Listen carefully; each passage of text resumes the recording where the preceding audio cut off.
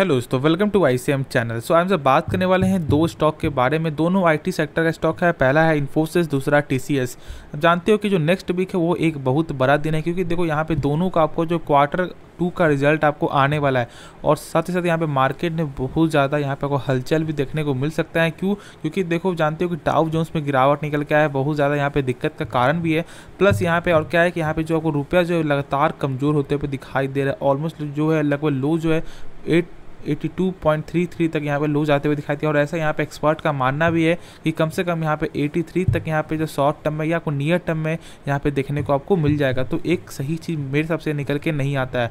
और आप जानते हो कि यहाँ पे दो और फेड का मीटिंग भी है, यानी कि यहाँ पे इसी साल जो है, ऐसा नहीं कि यहाँ पे आपको नेक्स्ट साल, बिल्कुल नहीं, यहाँ पे इसी साल यहाँ पे दो फेड का मीटिंग भी है, जिसमें पूरा पॉसिबिलिटीज़ है कि आपको रेट हाइक होने का, यानी कि यहाँ पे आपको जो इंटरेस्ट रेट यहाँ पे आपको बढ़ेगा, और वो भी लगभग 0.75% के हिसाब से, नहीं तो 0.5% के हिसाब से। ठीक है, लेकिन ज़्यादा चांस यही है, आपको एक्सपर्ट का यही मानना है कि कम से कम 0.75% से ही बढ़ने वाला है। क्योंकि देखो यहाँ पे आपको जो इन्फ्लेशन जो है आपको डाउ जोन्स, यानी कि जो यहाँ पे आपको अमेरिका में इन्फ्लेशन लगातार बढ़ते हुए दिखाई दे रहा है, जो एक सही चीज़ नहीं है। तो उसे यहाँ पे कंट्रोल करने के लिए तो यहाँ पे सरकार कुछ भी करके ही उसे कंट्रोल में यहाँ पे करेगी।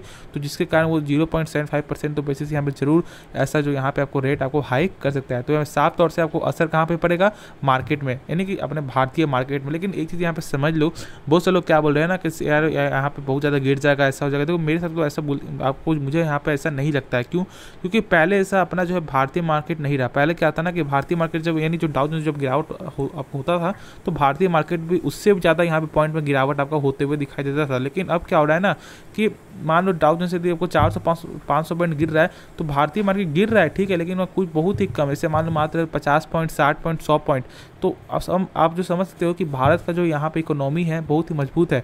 और एक चीज़ समझ लो कि यहाँ पे भारत में कोई दिक्कत नहीं है, ठीक है, ये बस डाउ जोन्स के कारण, यानी कि बाहरी मार्केट के कारण ऐसा यहाँ पे आपको हाल है। तो इसलिए जब यहाँ पे आपको मौका मिलेगा, जब शेयर का जब यहाँ पे जब एक अच्छे प्राइस जब देखने को मिलेगा, तो यहाँ पे डरना नहीं है, ठीक है, यहाँ पे आपको उठाना है। तो चलो बात कर लेते हैं यहाँ पे सबसे पहले इन्फोसिस शेयर के बारे में। देखो यहाँ पे बहुत सारे ब्रोकर का क्या मानना है कि बायबैक यहाँ पे आपको होते हुए दिखाई दे सकता है। देखो बायबैक हो या नहीं हो, इससे कोई फर्क नहीं पड़ता है। मैं बार मैंने आपको बता दिया, क्योंकि देखो आपको मेरे हिसाब से जो पॉसिबिलिटीज़ है ना, वो बहुत ही कम निकल के आ रहे हैं। क्यों? क्योंकि देखो 2017 में यहाँ पे कंपनी बायबैक लाई थी, फिर आई थी आपको 19 में और 2021 में, ठीक है। तो यहाँ पे देखोगे ना, तो यहाँ पे लगभग क्या निकल के आ रहा है, 2 साल का यहाँ पे गैप है, ठीक है। 2017 हो गया, 19 हो गया, ठीक है, और 21 हो गया। यानी कि आपको 23 में ऐसा शायद बायबैक कंपनी ला सकती है, लेकिन इस साल भी ऐसा ला सकती है, कोई सी गारंटी नहीं है।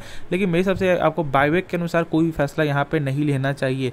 और मैं तो बोलूँगा कि यार ये शेयर को यहाँ पे जितना लॉस, जितना गिरावट हो रहा है ना, उतना यहाँ पे थोड़ा सा करके उठाओ। ऐसा नहीं मैं आपको बोल रहा हूँ कि यहाँ पे आप जो सारा क्वान्टिटी यहाँ पे बाई कर लो, बिल्कुल नहीं। क्योंकि देखो मार्केट अभी बहुत ज़्यादा भी आपको वोलेटाइल है। तो ऐसा हो सकता है कि आज इसका प्राइस जो चल रहा है लगभग आपको 1450 चल रहा है, तो कल यहाँ पे देखने को मिल जाएगा लगभग आपको जो 1400 में। कल ऐसा हो सकता है कि लगभग आपको देखने को मिल जाए 1350 में। तो ऐसा देखने को मिल सकता है, ठीक है। तो यहाँ पे क्या करना है, जैसे मान लो यदि आप 100 पीस खरीदने के लिए यहाँ पे आप आए हो, तो यहाँ पे 25 करके, नहीं तो यहाँ पे 30 करके यहाँ पे बाइंग करो, ठीक है। तो यहाँ ज़्यादा टेंशन नहीं लेना है, एवरेज भी आपको होता रहेगा। और मैं तो बोलूँगा एक बहुत ही एक अच्छा मौका है। क्योंकि देखो यहाँ पे बाहरी मार्केट कुछ नहीं हुआ है ना, तो यहाँ पे जब विदेश मार्केट में कुछ हुआ है, तो यदि विदेश मार्केट जिस दिन यहाँ पे सही हो जाता है, तो उस दिन शेयर में बहुत ज़बरदस्त तेजी आएगा। और मेरे हिसाब से तो एक साल के अंदर ही लगभग 30 से 25% का रिटर्न यहाँ पे कहीं भी जाते हुए आपको दिखाई नहीं देगा। तो यदि आपको मौका का फ़ायदा उठाना है, तो मौका अभी आ रहा है, तो डरना नहीं है, आपको मौका का फ़ायदा उठाना है। देखो बायबैक का मेरे हिसाब से तो बहुत ही कम पॉसिबिलिटी है, तो बायबैक के अनुसार आपको नहीं जाना चाहिए। और जानते हो कि इसका जो Q2 का यहाँ पे जो रिजल्ट आपको आने वाला है 13 अक्टूबर को, तो एक बड़ा दिन है। और सब यहाँ पे आपको इसी वीक में यहाँ पे निकल के आ रहा है, जैसे आपको इन्फोसिस का हो गया, टीसीएस का हो गया, विप्रो का आ गया, लगभग सबका यहाँ पे आपको जो आईटी सेक्टर का है ज़्यादातर है आपका इसी वीक यहाँ पे निकल के आ रहा है। तो यानी कि ये जो सप्ताह एक बड़ा दिन है। और साथ ही साथ यहाँ पे जानती हो कि वीक इसलिए बड़ा, क्योंकि यहाँ पे रिजल्ट आ रहा है। और यहाँ पे क्या हो रहा है कि आपको जो डाउ जोन्स जो कल गिरावट होता है, जो शुक्रवार दिन जो गिरावट है, उसकी वजह से भी कल मार्केट में कुछ ना कुछ इंपैक्ट जरूर यहाँ पड़ते हुए दिखाई देगा। तो यहाँ फोकस बना के रखना है, लेकिन शेयर को यहाँ पे आपको आराम से होल्ड करके चलना है, ठीक है। क्योंकि इसका जो यहाँ पे ROC, ROE, कैश फ्लो सब कुछ यहाँ पे सही निकल के आता है। देखो मेन जो फंडा क्या होता है ना कि इसका जो सेल्स जो होता है, वो यहाँ पे बाहर के देशों से ही आपको होता है। लगभग यहाँ पे इस कंपनी का ऑलमोस्ट लगभग 60% के ऊपर यहाँ पे नॉर्थ अमेरिका में सेल्स होता है। यानी कि जो भी इसका जो प्रॉफिट है वो नॉर्थ अमेरिका से यहाँ पे देखने को मिलता है, ठीक है। उसके बाद फिर यहाँ पे आपको रसिया, बहुत से और जो आपको जो देश है वहाँ से भी आपको देखने को मिलता है, ठीक है। जैसे आपको यहाँ पे हो गया यूरोप हो गया, अमेरिका हो गया, ये सब से। लेकिन ज़्यादा मेन जो फोकस है यहाँ पे नॉर्थ अमेरिका से, ठीक है। देखो ऐसा नहीं कि मैं अमेरिका तो है, साउथ अमेरिका भी है ना, तो इसलिए नॉर्थ अमेरिका के हिसाब से एक इनका जो है एक अच्छा खासा यहाँ पे जो रेवेन्यू आपका होता है, भारत में भी होता है लेकिन मात्र 6% ही देखने को मिलता है। तो लेकिन उससे कुछ आपको जो फोकस नहीं रखना है, फोकस आपको रखना है कि कंपनी क्या सही है या नहीं है। तो कंपनी ज़बरदस्त कंपनी है, मौका बने तो यहाँ पे आपको बाइंग करना है, ठीक है, बायबैक के लिए नहीं, यहाँ पे कंपनी के फंडामेंटल को देखकर। तो चलो जो नेक्स्ट स्टॉक है उसके बारे में सब डिस्कस यहाँ पे कर लेते हैं। तो डिस्कस कर लेते हैं हम सब TCS के बारे में। एक ऐसी कंपनी जो लगभग यहाँ पे 4000 के प्राइस से 4500 के प्राइस से ऑलमोस्ट लगभग 3068 पे यहाँ पे आते हुए दिखाई दिया। जानते हो कि बायबैक भी आपका लगभग हुआ था 4000 प्लस पॉइंट से, यानी कि कंपनी लगभग 4200 आपको 4500 में यहाँ पे बायबैक की थी, यानी कि कंपनी खुद अपने शेयर को यहाँ पे बाई की थी, ठीक है। तो जब कंपनी को जब इतना ज़्यादा भरोसा है, जो कंपनी खुद यहाँ बायबैक कर रही है, तो आपको यहाँ पे क्यों नहीं भरोसा हो रहा है? यहाँ पे एक छोटे मोटे गिरावट से यहाँ पे क्यों डर रहे? तो छोटा गिरावट नहीं है, ठीक है, चलो गिरावट आपको लगभग 30% गिरावट हो गया, 25% गिरावट हो गया, लेकिन एक अच्छा मौका निकल के आ रहा है। यदि आप इस समय डरोगे तो फिर शेयर मार्केट में कभी भी पैसा नहीं बना पाओगे, ठीक है, क्योंकि शेयर मार्केट अभी एक अच्छा खासा मौका दे रहा है। और मैं बोलूँगा कि ये जो प्राइस है ना, जो 3068, अभी तो थोड़ा सा यहाँ पे आपको आगे जाते हुए दिखाई दिया है, लेकिन मेरे हिसाब से इसमें ऐसा हो सकता है कि शायद आपका 3000 या 2950 का लेवल जल्द ही देखने को मिल जाए। तो उस समय यहाँ पे आप बाई कर सकते हो, ठीक है, क्योंकि ज़्यादा से ज़्यादा कितना गिरेगा आपको? मुझे लगता है कि ज़्यादा से ज़्यादा आपको 2850, नहीं तो आपको जो 2800 बहुत ज़्यादा से ज़्यादा आपको हो गया, ठीक है। वरना ऐसे मुझे लगता नहीं कि इतना ज़्यादा यहाँ पे आपको आएगा। तो जब यहाँ पे इतना मौका बन रहा है ना, तो कुछ ना कुछ करके यहाँ पे बाइंग करो, ठीक है, और डरना नहीं है। यदि आपने एक हाई परसेंटेज बाई किया, जैसे मान लो 3700 में, 3800 में, ठीक है, 4000 में बाई किया हुआ है, तो यहाँ पे क्या करना है, आपको एवरेज करना है। यदि आपके पास पैसा है तो, नहीं है तो फिर यहाँ पे आप नहीं कुछ कर सकते हो, ठीक है। लेकिन यदि आपके पास पैसा है और यदि आप डर रहे हो कि नहीं मैं एवरेज करूँ या नहीं करूँ, तो ये आपकी गलती है, ठीक है। यहाँ पे आप एवरेज कर सकते हो, क्योंकि लोग ऐसा सोचते हैं, जैसे जो शेयर में जो आपको पैसा जो लगाते हैं, मान लो उसमें यदि आपको लॉस हो रहा है, तो उनको यहाँ पे एवरेज करने में बहुत ज़्यादा डर लगता है, क्योंकि उनका पहले से ही यहाँ पे कुछ मनोबल है वो यहाँ पर टूट जाता है, क्योंकि उनका यहाँ प्रॉफिट नहीं हो रहा है, लॉस हो रहा है, ठीक है।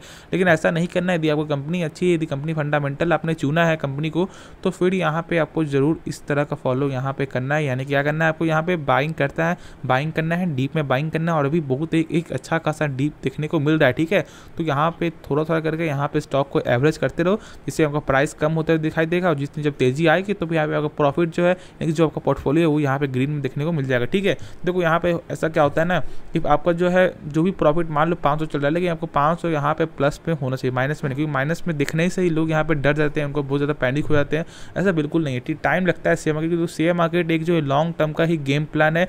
आपको देखो शॉर्ट टर्म में जानते हो कि मात्र 1% ही लोग यहाँ पे पैसा बना पाते हैं, जो यहाँ पे ट्रेडर जो हमसे बोलते हैं, मात्र 1% ही आपका प्रॉफिट ट्रेडर होते हैं। बाकी सब यहाँ पे क्या होते हैं, ऐसा होता है कि यहाँ पे कभी कभी कमा ली यहाँ पे 1 लाख रुपया, और कभी कभी कमा लेते हैं यहाँ पे आपको माइनस से 2 लाख रुपया, तो ऐसा भी होता है। तो ऐसा आपको नहीं होना है, ठीक है। कंपनी आपको एक अच्छा कंपनी चुनना है, और आपको जो है शेयर मार्केट में आपको धमाका करना है, ठीक है। तो आप आराम से होल्ड करके चलो, ठीक है, टेंशन नहीं लो। और यहाँ पे जानते हो कि इसका यहाँ पे जो है Q2 का जो रिजल्ट आ रहा है वो यहाँ पे आ रहा है 10 अक्टूबर को, यानी कि सोमवार को यहाँ पे निकलने वाला है।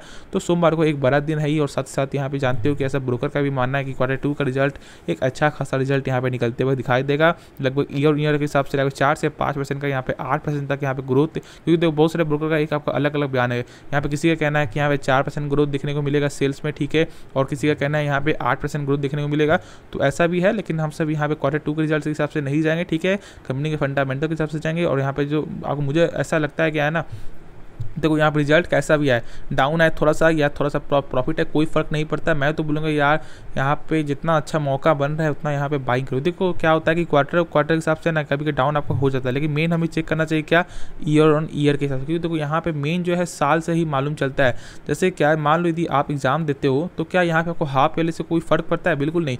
यहाँ पे लोग आपको क्या चेक करते हैं कि आपको फाइनल एग्जाम में कितना यहाँ पे रिजल्ट है। तो उसी तरह यहाँ पे आपको क्वार्टर में कोई फर्क नहीं उतना ज़्यादा पड़ता है, ठीक है। मेन यहाँ पे क्या चेक करो, ईयर ऑन ईयर पे क्या ग्रोथ है या नहीं, ठीक है। तो यहाँ पे ऐसा चेक करो, यहाँ पे क्वार्टर से कुछ ज़्यादा फर्क यहाँ पे मत लेना, ठीक है। तो क्या करना है, यहाँ पे आपको आराम से होल्ड करके चलना है। और हाँ एक चीज़ और कि यहाँ पे लोग क्या बोल रहे हैं कि आपको जो शायद आपको जो डिविडेंड यहाँ मिलेगा, तो देखो बहुत सारे लोग क्या करेंगे कि इसके बारे में कुछ नहीं जानते हो, लेकिन जब यहाँ पे सुनेंगे कि जब ये कंपनी आपको जो डिविडेंड जब दे रही है, तो लोग बाइंग कर लेते हैं। और जो लोग यहाँ पे सोच भी रहे हैं बाइंग करने का, तो वो यहाँ पे डिविडेंड के कारण भी बाइंग करेंगे। देखो ऐसा गलती मत करो, डिविडेंड के कारण कभी भी किसी स्टॉक को यहाँ पे ऐसा जज मत करो, यानी कि बाई मत करो आप। ऐसा हाँ ठीक है, ये कंपनी एक अच्छी कंपनी है, लेकिन बहुत सारे स्टॉक ऐसा स्टॉक है जो यहाँ पे डिविडेंड देने में बादशाह है, लेकिन आपका पैसा आपका फंस जाएगा, ठीक है। तो ऐसा डिविडेंड के सोच से यहाँ पे कभी भी बाई मत करना मेरे हिसाब से। जब कंपनी का फंडामेंटल या कंपनी का बिजनेस जब आपको पसंद है तो ही यहाँ पे आप बाइंग करना, ठीक है। तो मैं ऐसा करता हूँ कि इस वीडियो में जो सारा डाउट वो क्लियर हो गया होगा।